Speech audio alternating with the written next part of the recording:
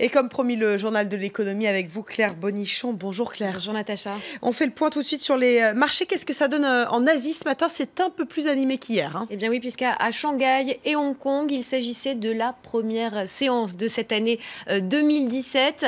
Alors les échanges sont restés limités, toutefois, alors que la bourse de Tokyo est restée fermée. Le Nikkei qui doit rouvrir demain.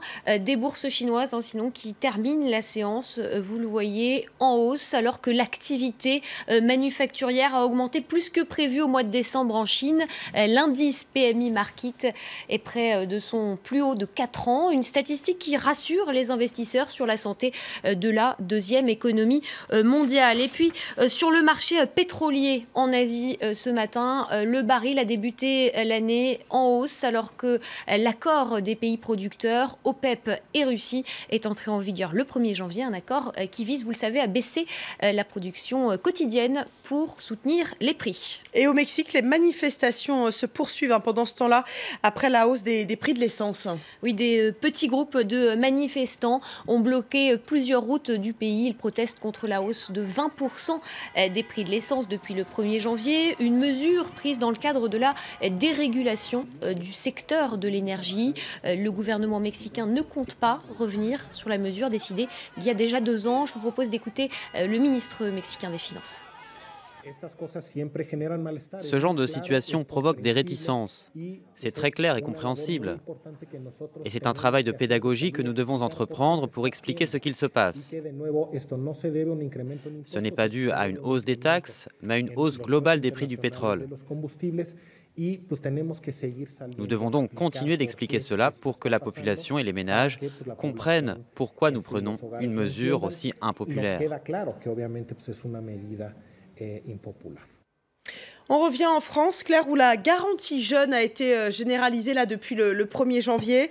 Il s'agit d'une allocation d'environ 470 € par mois. Oui, alors cette généralisation est l'une des conséquences de la loi travail. Le but de cette mesure, c'est de redonner confiance à des jeunes de 16 à 25 ans en situation de précarité pour les guider vers le marché de l'emploi. Elle a déjà été expérimentée depuis 3 ans. Alors avec quels résultats? Voyez tout de suite ce reportage de nos confrères de France 2. Il me faut une fiche, s'il vous plaît. Après le chômage et les doutes, un tout premier CDI.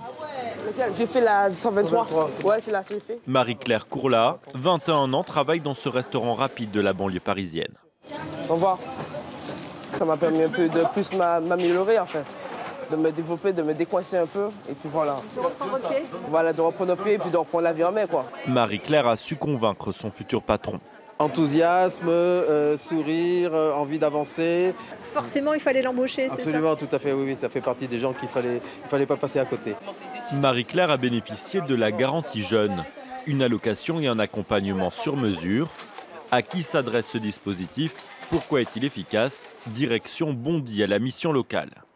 Dans cette salle, des jeunes de 16 à 25 ans, peu ou pas diplômés, parfois sans domicile fixe. Première bouffée d'oxygène, une allocation de 470 € par mois.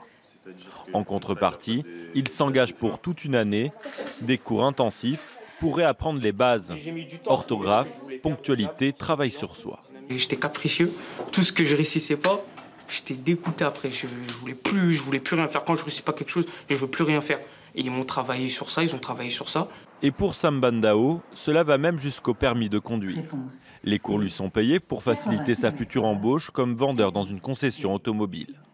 Et ça marche, près d'un jeune sur deux, 49,9%, décroche un emploi dans la foulée.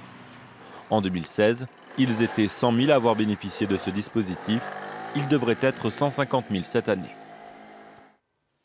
Dans le reste de l'actualité économique, en bref, cette nouvelle journée de mobilisation en France des chauffeurs de VTC contre leur direction Uber. Oui, les organisations de chauffeurs se rassembleront ce matin devant le siège de Uber dans le 19e arrondissement de Paris. Ils veulent maintenir la pression alors que le gouvernement a mandaté un médiateur pour trouver une solution d'ici la fin du mois. Les chauffeurs de VTC souhaitent améliorer leurs conditions de travail et obtenir un infléchissement de la société californienne, notamment sur la commission prélevée sur chaque course. La justice sud-coréenne fait durer le suspense.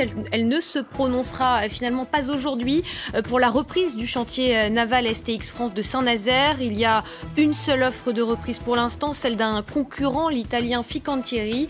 Le tribunal sud-coréen a cependant ajouté que l'annonce aurait probablement lieu cette semaine. Et puis, les revenus du cinéma chinois n'ont progressé que de 3,7% en 2016, à un peu plus de 6 milliards d'euros. Il marque ainsi le pas après avoir bondi de plus de 30% par an pendant une décennie. Un essoufflement dû notamment à une salve de films locaux médiocres et au combat antifraude. La Chine qui reste le deuxième marché du monde derrière les États-Unis. Merci Claire Bonichon pour ce journal de l'économie.